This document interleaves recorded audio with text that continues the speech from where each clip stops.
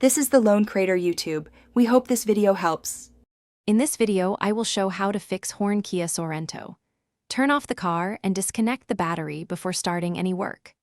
I'll explain basic diagnostics like testing the fuse and relay, locating the horn, and checking wiring and connectors for corrosion.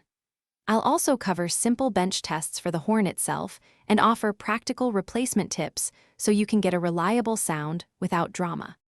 Start by verifying power at the horn fuse and relay, then move to the horn connector and ground.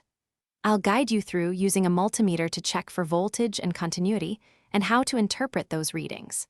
If the relay clicks but no voltage reaches the horn, trace the wiring for breaks or corrosion. I'll also show how to safely bench test the horn to isolate whether it's the horn or the wiring causing the problem. If you're finding this video helpful, please subscribe and like. It really helps the channel grow.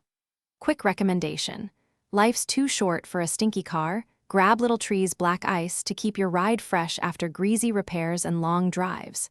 It's a tiny comfort that makes wrenching more pleasant, and it fits neatly in your glove box. Check the description for the link and other deals. Now let's get back to the video. When a bench test fails, swap in a known good horn or replace the unit with a compatible part. I'll show how to remove the horn, secure the new horn, and test it under the hood.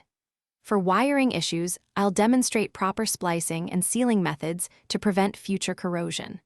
Follow these steps and you'll restore a clear, loud horn without costly shop visits, saving time and money.